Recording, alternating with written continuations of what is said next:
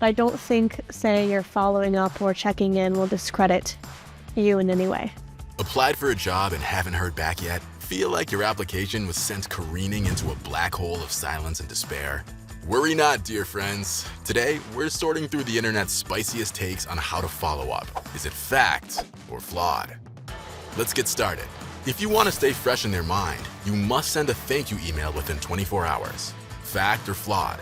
I would say fact. I think it's nice to stay fresh in a manager's mind or a hiring manager's mind. They're looking at so many applications, and if you're not enthusiastic about the job, then they most likely will just forget about you. If you've already been through the interview, then I definitely think that a follow-up email would show me that the person is definitely interested and they're engaged with the job.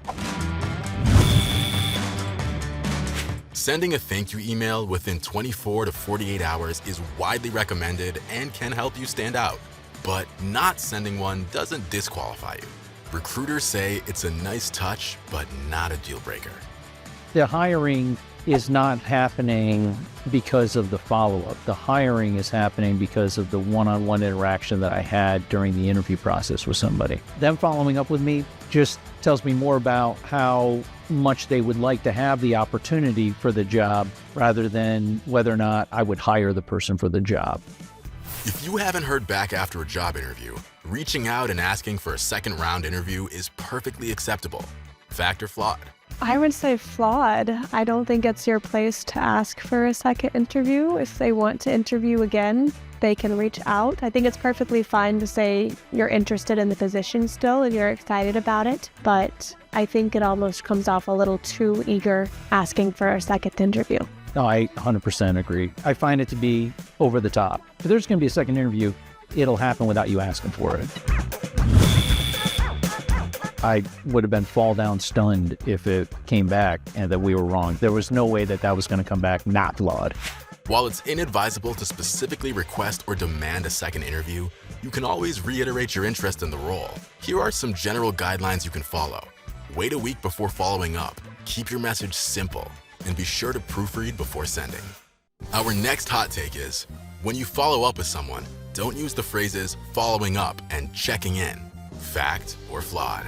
Yeah, I would say it's definitely flawed. I don't think saying you're following up or checking in will discredit you in any way. Simply using the word follow up or circle back or just wanted to check in with you. These are normal, everyday phrases that every person, everybody uses those words. So I don't think any of those words would be taboo at all. And you're just being a human being when you're just saying those things. It's definitely not a turnoff. As long as you're yourself. Yeah. And you seem enthusiastic and friendly, I don't think there's anything that you have to overthink. Absolutely. Yeah. Again, fall down stunned if it's not. Yeah. Following up and checking in are perfectly acceptable phrases to use in follow-up emails to potential employers. Specify what you're following up or checking in on, followed by a statement making it clear why you're still interested in the position. Here's our last hot take. It's okay to follow up once. It's absolutely not okay to follow up a second time.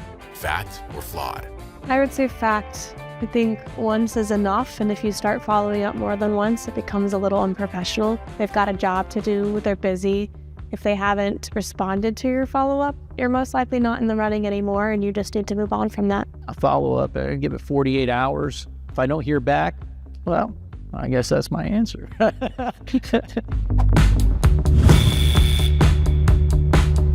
What? A well-crafted second follow-up email shows you're serious, motivated, and still interested. It keeps you top of mind and reinforces your value by highlighting your skills. If there's still no response after the second email, it's time to move on. Okay. 2 emails. Anything more than that. Yeah. Don't go. And there's got to be, there's got to be a buffer there too in terms of the timing on it, Lightning round, fact or flawed? Okay. Hot take. Personalizing your follow-up email with a reference to something discussed in the interview is a smart move. Fact or flawed? I would 100% say fact. Hey, remember that trip to Vermont? Yeah, exactly. Yeah. It's fact. It is fact? Yes, it is fact. Fact or flawed?